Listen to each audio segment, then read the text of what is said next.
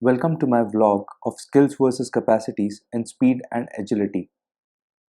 Skill implies to motor control while performing a certain movement. It refers to global response representations of movement responses, whilst capacity refers to the structure and general function that moderates that system's response. It is the ability to perform a particular skill by applying the necessary force in a required time, possess mobility, etc. We will be going through the skills and capacity issues in a 10-meter sprint and 505 agility drill, which with two different athletes.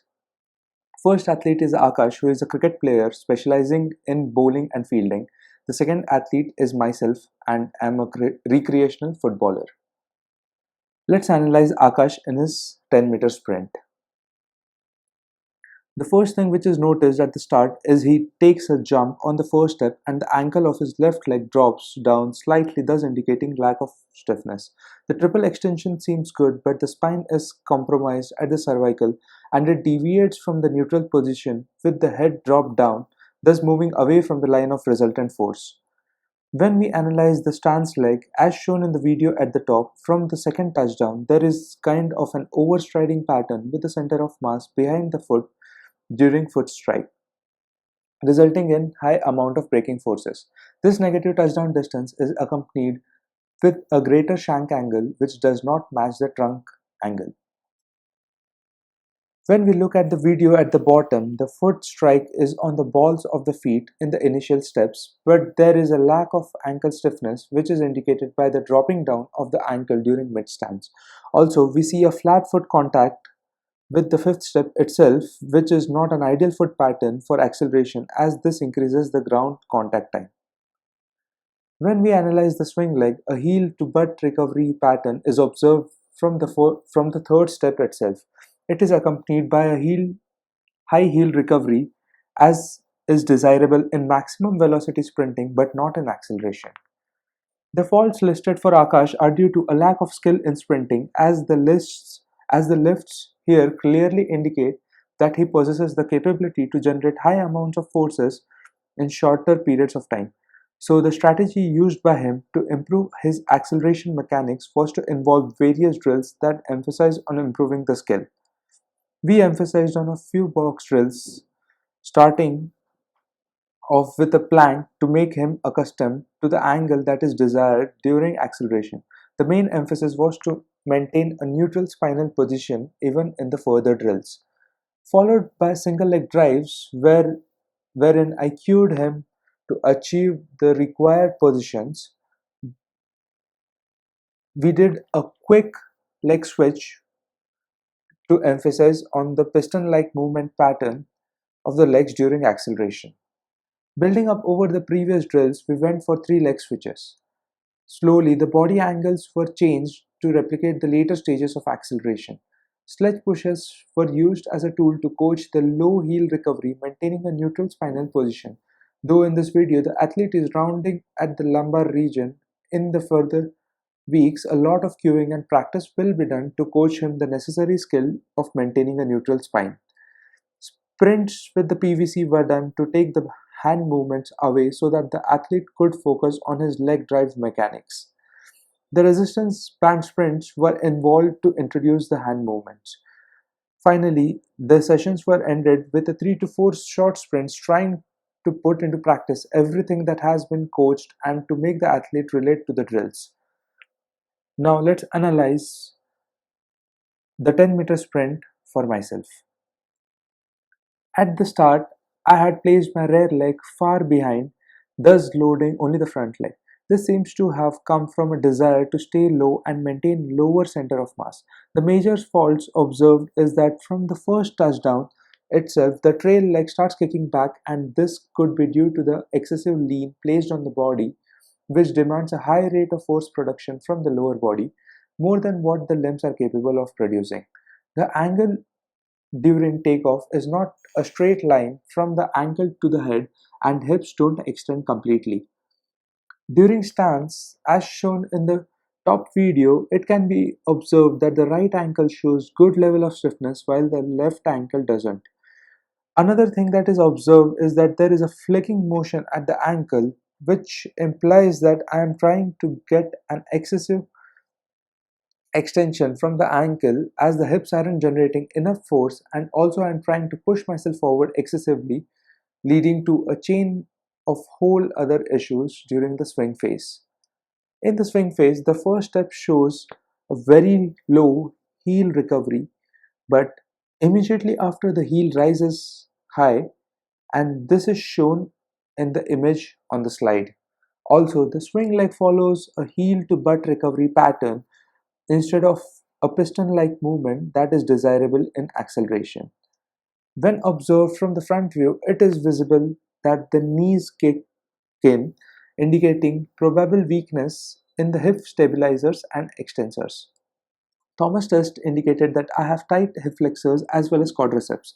This could lead to improper activation of the required musculature.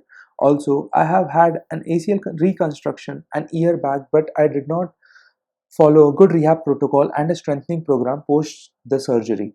And this is one of the possible reasons that I possess very low rate of force production capability, which makes it mandatory to have a higher ground contact time to produce the same amounts of force.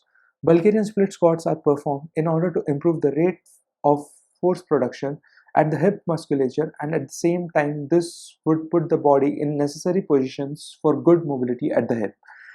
Box jumps are used to improve the triple extension mechanics. Pogo and high pogos were used to emphasize on the elastic component of the muscles and build up the necessary ankle stiffness.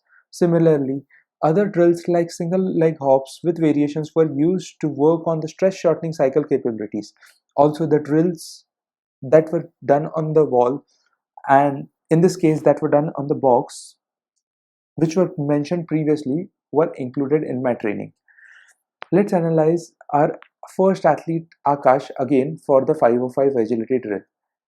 From the video, it can be seen that deceleration is with an inconsistent heel strike, and in a few steps the toes touches first, which is not an optimal pattern to decelerate. Also, the athlete shows a lack of skill in understanding when to start decelerating, and this is indicated by the slipping while turning, which is due to high entry velocity into the turn. Another issue that is noted is the rise of the inside foot while turning from the right side. This implies that the foot does not produce ground reaction force when it is up in the air, thus slowing the athlete's speed during the acceleration. After understanding that Akash has a higher rate of force production capability and also demonstrates decent force absorption capacity during turns with a good spinal position, it implies that he has a skill issue during the drill. In order to coach the skill, the drill is broken down into various steps, the first one being deceleration to a dead stop, followed by deceleration to a dead stop at an angle. Then the next step was to focus on the acceleration pattern after the deceleration. Building up on the previous drills, a two-step sprint is added to the turn.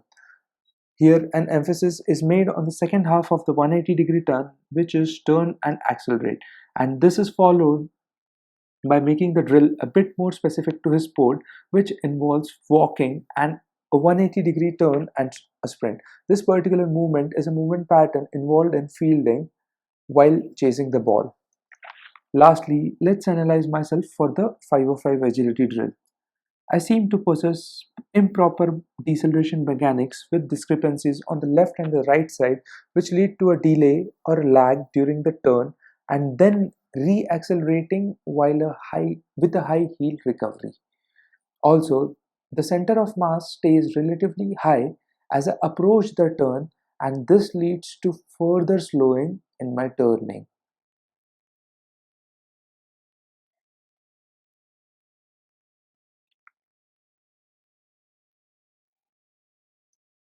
Center of mass is in the opposite direction of acceleration, and hence the time to re-accelerate goes up. This indicates a possible capacity issue to absorb force to decelerate and to accelerate once again. My main emphasis was on improving the force absorption and maintaining good deceleration mechanics with these drills. A figure of 8 drill was introduced in order to train the ankle foot complex for stiffness during twists and turns which involve lateral loading. Depth jumps were performed to train the stress shortening cycle and to teach reacceleration mechanics again right after deceleration. Another drill helps us to focus on lateral force absorption was this lateral jumps from the box, and this drill emphasized on the triple extension in the same direction